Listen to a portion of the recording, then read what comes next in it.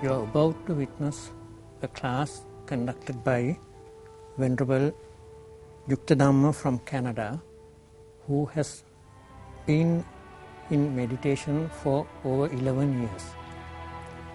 He was ordained in Thailand about 7 years ago and has been teaching meditation in USA and Thailand for the last 7 years.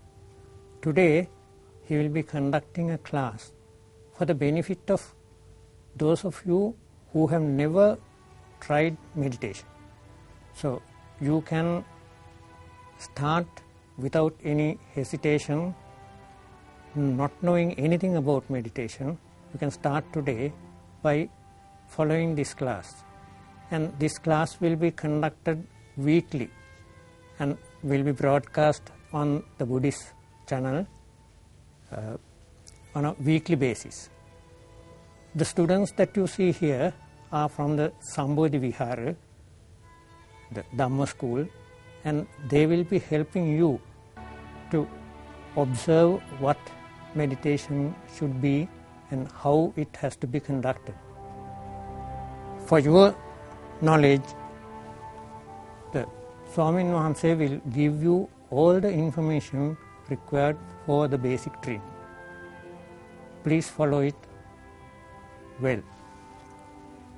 I now invite Venerable Yuttadhammo to start his meditation class. You're welcome, everyone. Thank you for coming, and thank you all for your interest, and to everyone at home for your interest in the practice of meditation. I'm here to teach you the basics of meditation. First, when we start to practice meditation, we understand we're practicing the very core teachings of the Buddha. The Buddha had 5 goals in mind when he taught his Dhamma to the world. And these goals, you can see that they are the basis of the benefits that we try to gain from the meditation practice. The first goal that the Buddha had in mind was that his teachings should purify the minds of beings. That through his teachings, our mind should become pure. Our mind has many things in it which we can know for ourselves are impure. We have anger, we have greed, we have delusion, we have conceit, and so on. These things, we have many things in our minds which cause us suffering, which cause us to actually hurt ourselves, and can cause us to hurt other people. These are the things which we call impurities in the mind. When we practice meditation, when we practice the Buddha's teaching, we're going to purify our mind. Our mind will become more calm, more quiet, and more balanced, so that when bad things come, we're not upset by them, we don't get angry, we don't get depressed, we don't get sad. And when good things come, we also don't get attached to them, so that we are not greedy, we don't become addicted, and therefore we don't suffer when we lose the things that we love, that we want. So this is the first benefit, and this is really the basis of the Buddha's teaching. It's called the path of purification. The meditation practice purifies the mind in the same way that when you clean your room or when you clean your house, you practice again and again, you work again and again to clean the house, and when you're finished, what you have is a clean place to live, a place which is appealing, which is a nice place to be. And the same goes with the mind. Once you purify the mind, once you train your mind, your mind becomes a place to live, so that you don't need to wander, you don't need to leave, you don't need to think about things or fantasize or wish you were somewhere else, wish you were someone else, wish you all these fantasies that we have, you can do away with, because your life is a pure life, is a peaceful life, is a happy life. This is the first one, the first goal that the Buddha had in mind. The second goal that the Buddha had in mind was that meditation should help us to overcome mental sickness. So this has to do with purifying the mind, but the point is, once you purify the mind, all of the things that we call mental sicknesses, we have depression, anxiety, Some people have sadness or mourning. We have stress and insomnia and so many different mental sicknesses that nowadays you'll see in the very rich and developed countries people are taking medicine for. They are taking pills. So you have people who are rich, who have everything, it seems. Maybe many of us, we don't have all of these things, we're not rich. We look at them and we think they must be very happy. But if you ask them, if you talk with them, if you learn about their lives, many of them are taking drugs for their mental sickness. So we can see that getting what you want and having even having everything outside is not enough if your mind is not healthy. Even bodily well-being. You have all the food you need to eat, you have all the medicines to take, the place you live has the weather is good and so on, and everything is convenient. If your mind is not pure, if your mind is not trained, if you don't practice meditation, it's very easy to become sick in the mind. So meditation, when your mind is pure, when you're aware of reality, when you understand things as they are, these sicknesses in the mind disappear. Your mind is no longer have stress. You're not worried about things. You don't have the depression when things disappear, when you don't get what you want. Even things like insomnia. There are people in this world who they can't sleep at night because they're so worried, so stressed out about the things that they have to do. I teach people from around the world, and many people come to me taking drugs, taking medication for their mind, thinking that somehow with something physical you can affect the mind. And it doesn't work. All you can do is suppress and cover up the problem.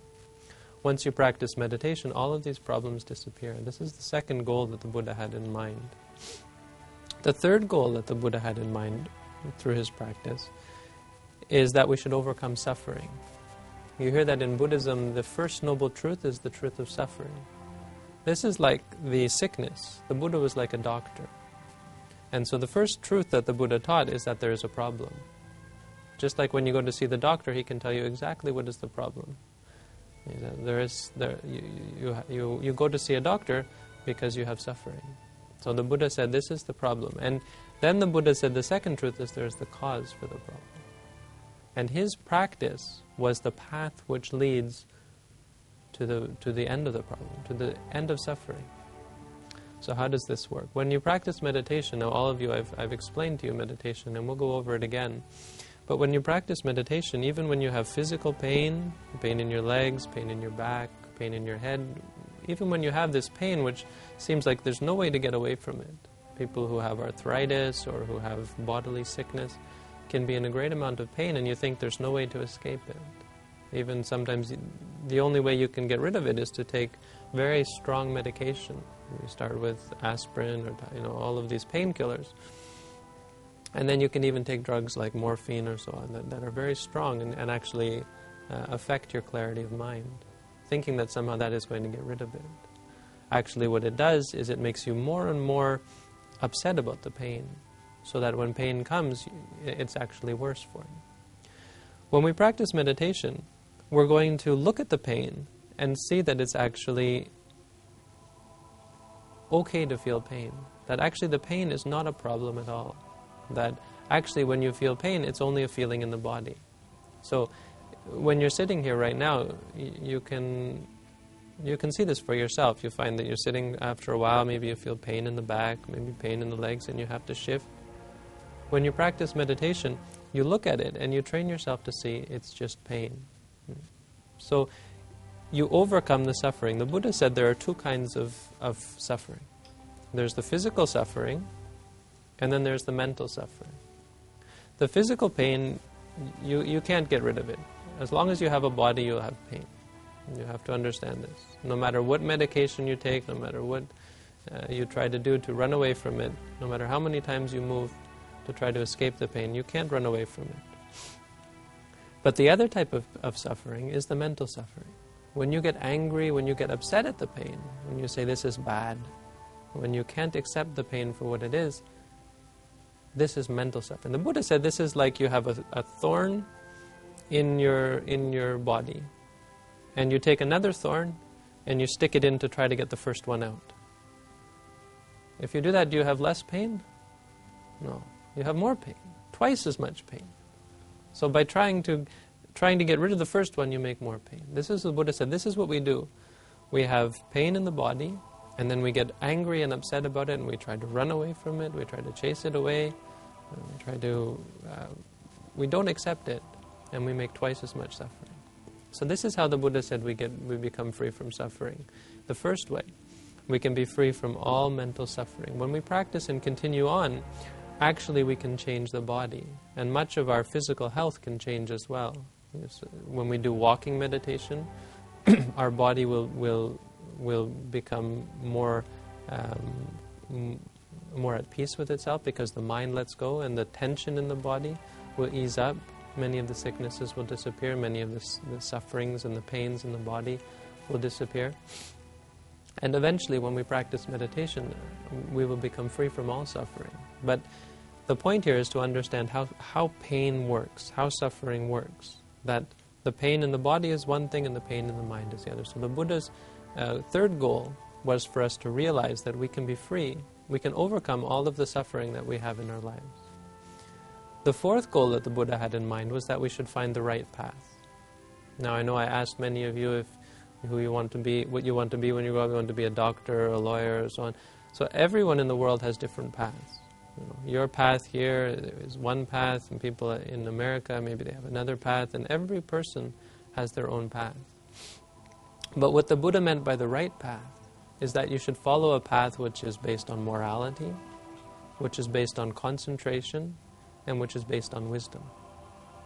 And I think no matter what path you choose, as long as it's a path which is for your development, you can incorporate these three virtues, these three qualities, which are the essence of the Buddha's path. Morality means that your mind is, you're careful. You don't just act without thinking, speak without thinking, right? So that you don't act in ways that will hurt other beings or hurt yourself. You don't speak in ways that will hurt yourself or will hurt other beings. You are careful in everything you do. This is something that's very important. And you can notice, you look at the little children, running around, they don't have any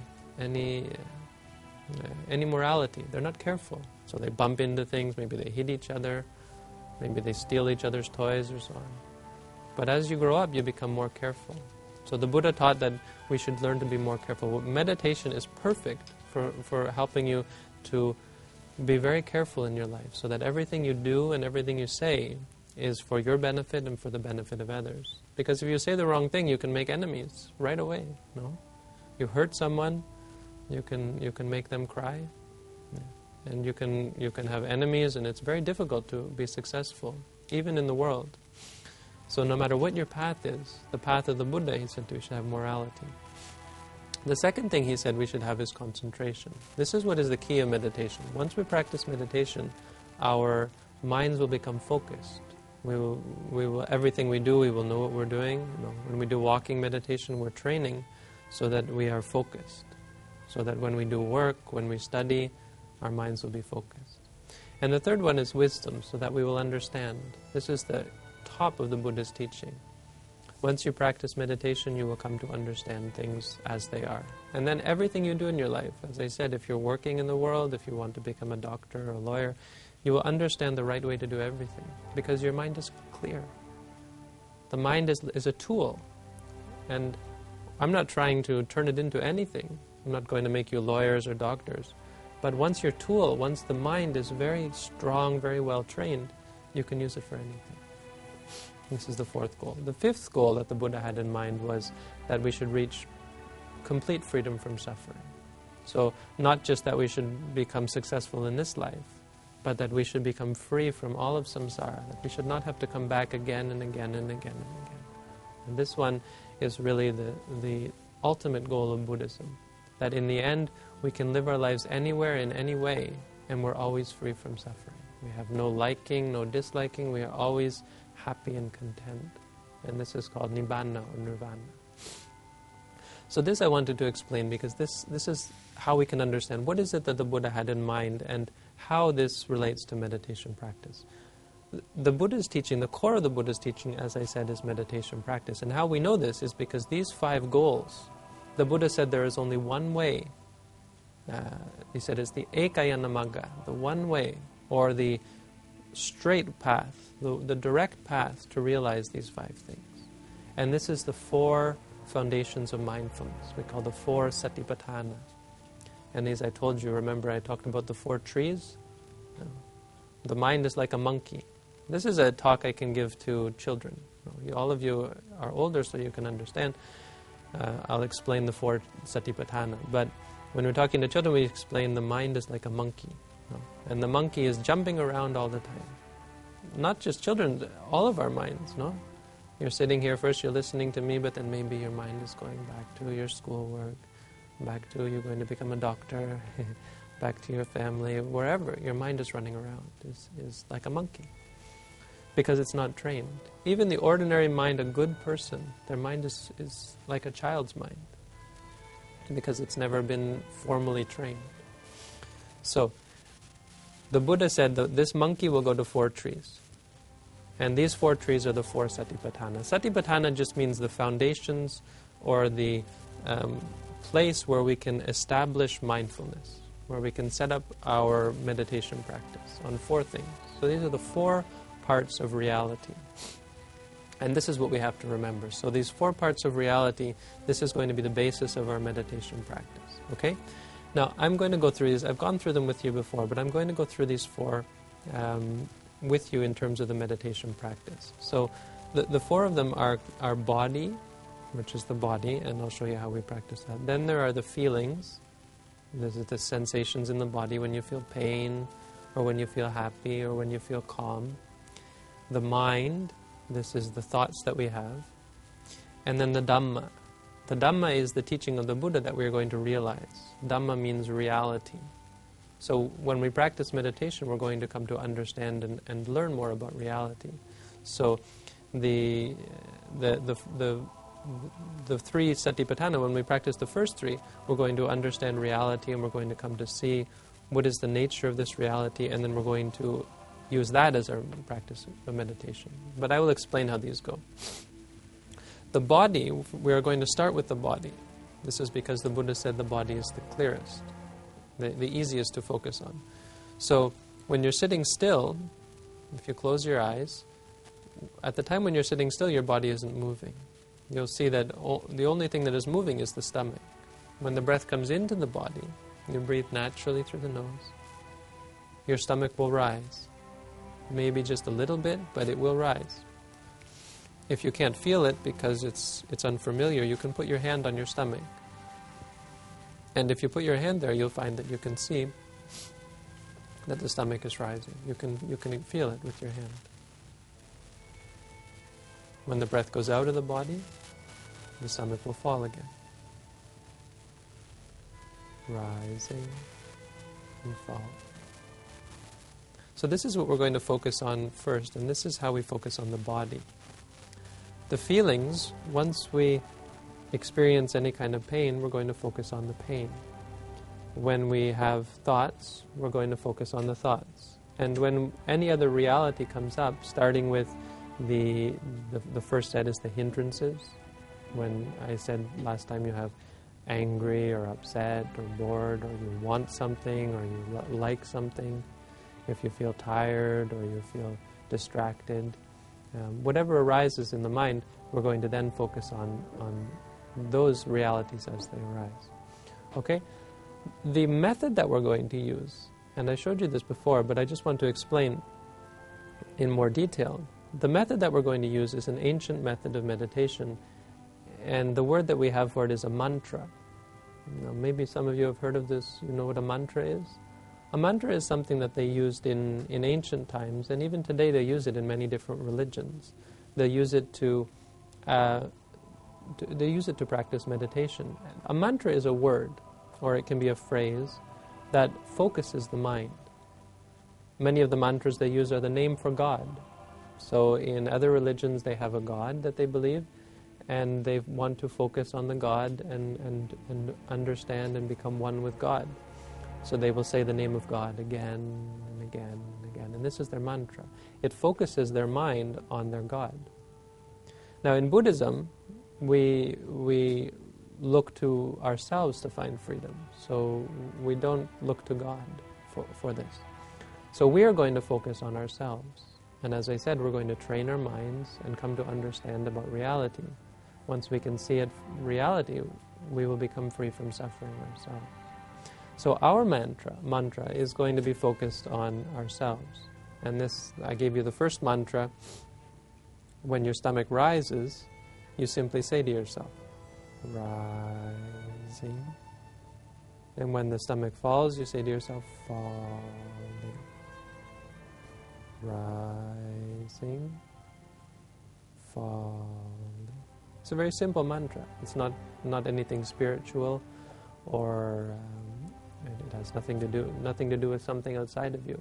It's going to help you to focus on yourselves, so you can understand more about yourself, and you'll be able to train your mind in this way.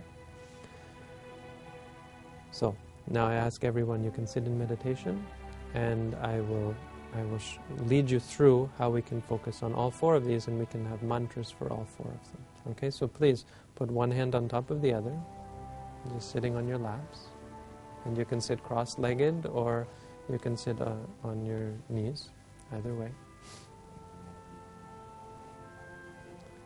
When we practice meditation, try to keep the back straight. If it's not comfortable to have it perfectly straight, just comfortably straight. But try not to lean or slouch over too much. And your eyes are closed. We're going to be focusing on the stomach, so we don't want to have our eyes open to distract us from the object of our attention. Again, if you can't feel the stomach moving, you can put your hand on your stomach. When you can feel it, you say to yourself, rising, at the moment, at the same time that it's rising. When the stomach falls, you say to yourself, falling. Rising, falling.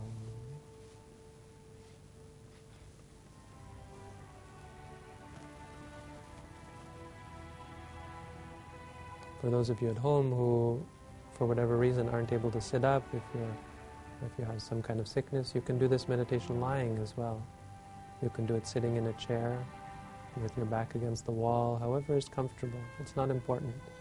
Important is that you can focus and understand, examine reality. Examine the stomach rising and falling.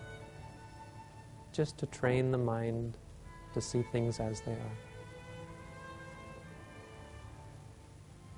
We're not saying the mantra out loud, and we're not saying it, thinking it in the head. Our mind should be in the stomach. And so we're actually saying the words, as it were, in the stomach.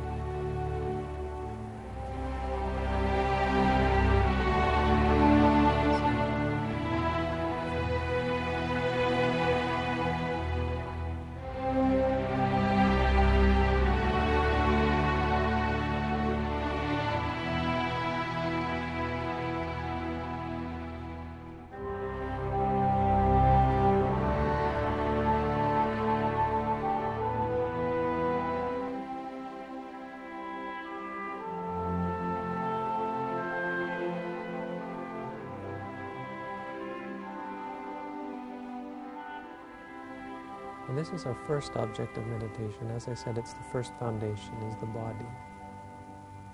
Once you focus on the body and you say rising, falling again and again, you'll see that there are many other things that take your attention away from the stomach. And these as well this is where the other foundations, the other three satipatthana come in. So if there's nothing else, we can simply say rising, falling, the whole time we're meditating. But it's very likely that there will be other things that we should focus on. So when something else arises, we shouldn't see it as a distraction or be upset that it arose, thinking that it's taking us away from our meditation. We meditate on that new object. So if we feel pain, or we feel happy, or we feel calm, these are feelings, and this is the second satipatthana.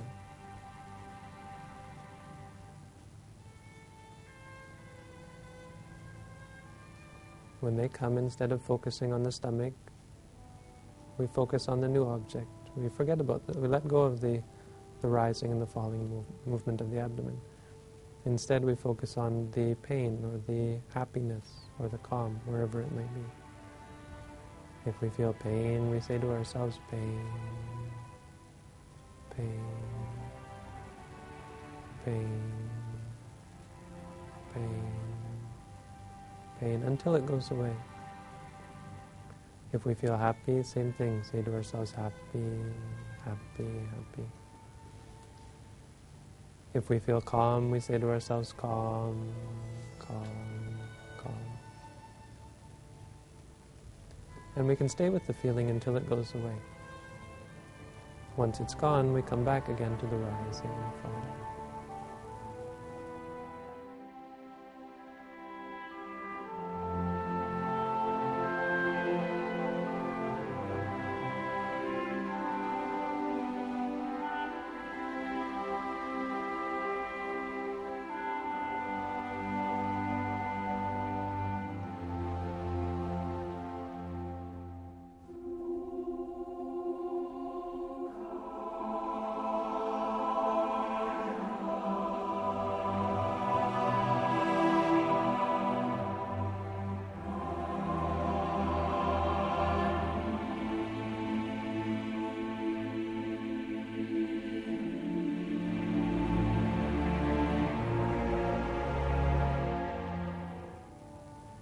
The third satipatthana, we have the first two are the body and the feelings. The third one is the mind, the thoughts that arise.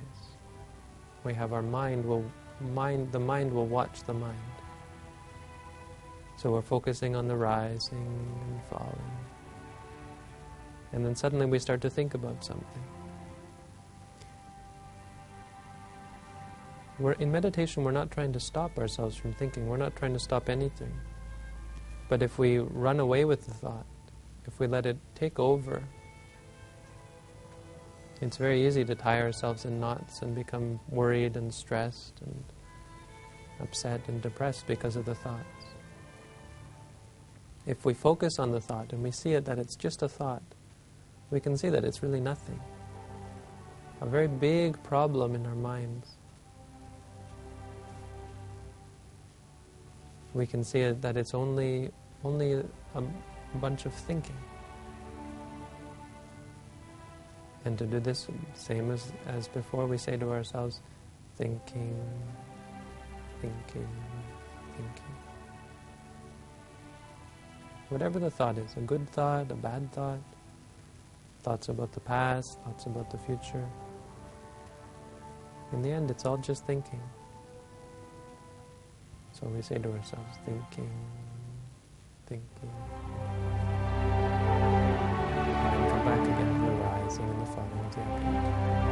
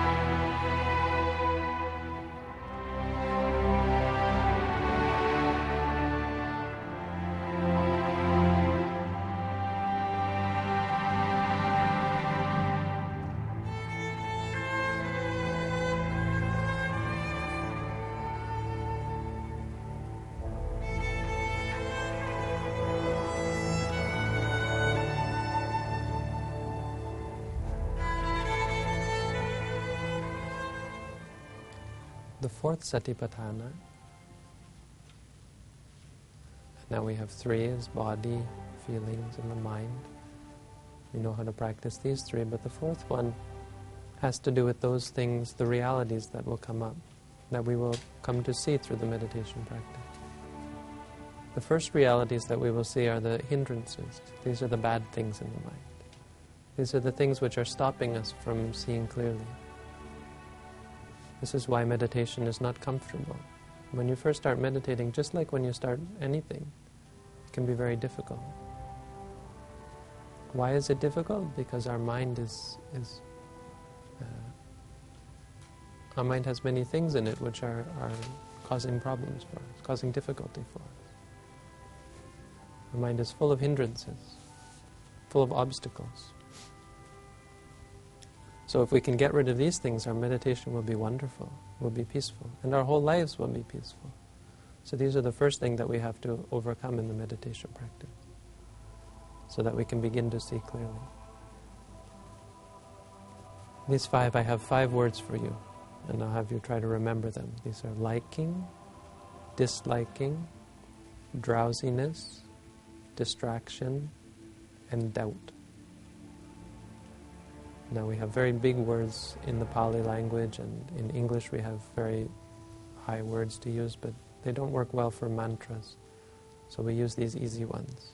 Liking, disliking, drowsiness, distraction, and doubt. So in the meditation practice, when you're focusing on the stomach rising, falling,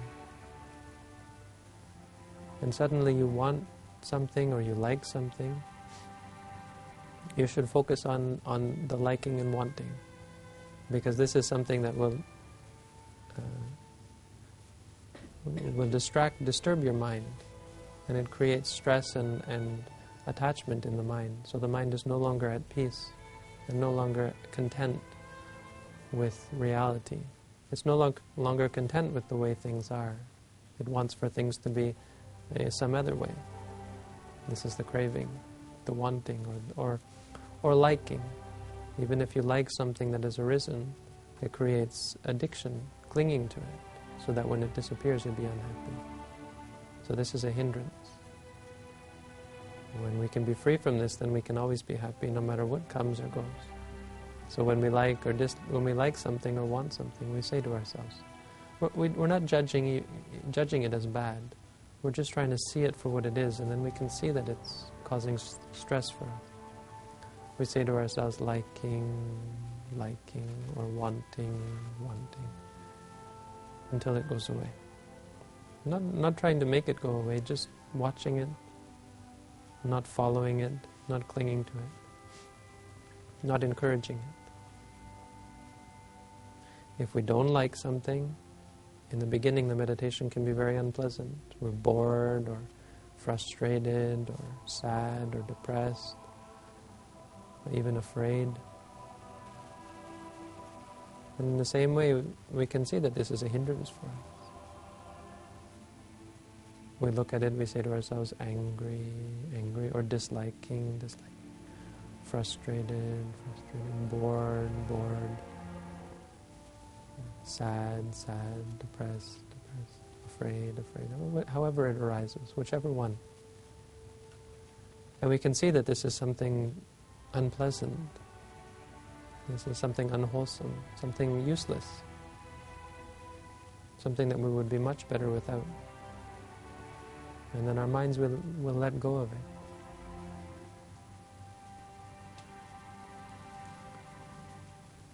When we feel tired, drowsy, you can say to ourselves, drowsy, or tired. Focusing on the tiredness. And you can find that when you do this, you actually regain your energy. You see that drowsiness is actually not that you are missing the energy, but that you have given up on the energy, that your mind is unbalanced. So you bring your mind back in balance with energy. Say to yourself, tired, and your mind will become clear and bright and fresh again. When you feel distracted or worried, your mind is not focused. This is the monkey. Your mind is jumping from tree to tree. First the past, then the future, thinking many things. And say to yourself, distracted, distracted, distracted. Or worried, worried. Stressed, stressed.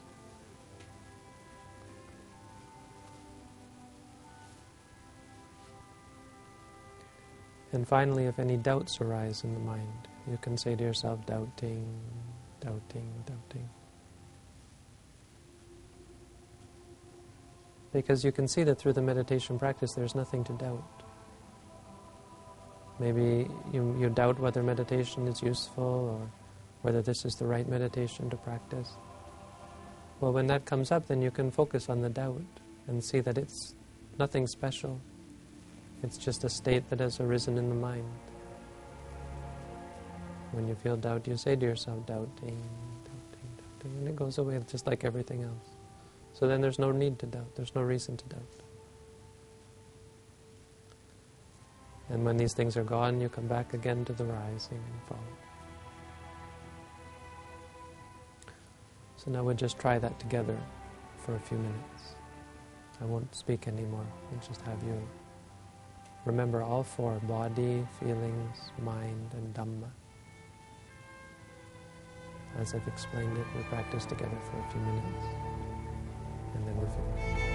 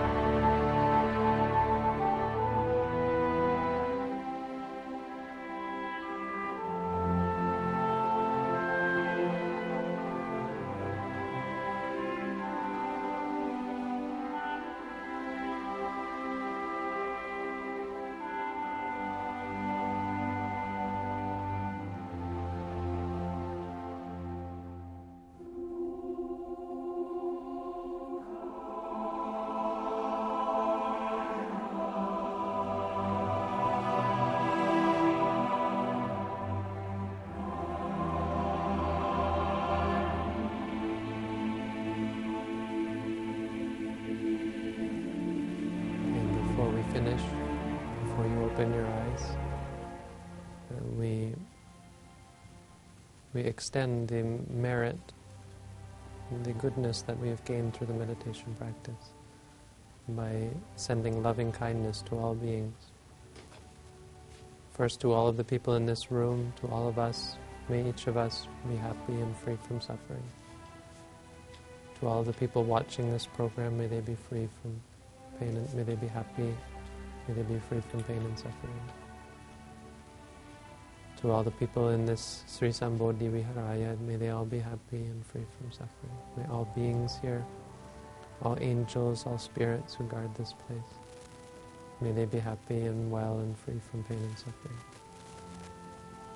To all beings in this city, in this country, in this world, to all beings in the universe, may they all be free from pain and suffering. We do this for a minute, maybe 30 seconds, and then once you finish, you can open your eyes.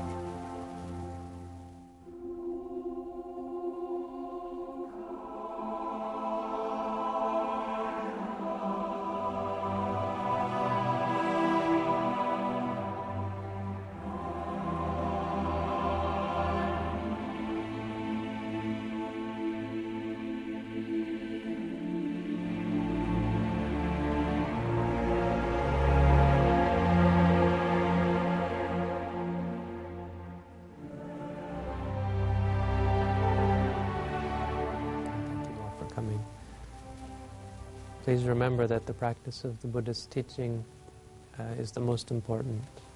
That when you study, when you learn, when you read, when you listen to the Buddhist teaching, this is like reading the menu at the restaurant. If you spend all your time reading the menu and you don't ever order food, then you don't ever eat the food. You'll never have the true taste of the food. And the Buddhist teaching is the same. If you don't practice it for yourself, it will be of no benefit to you, no matter how much you study, no matter how much you learn.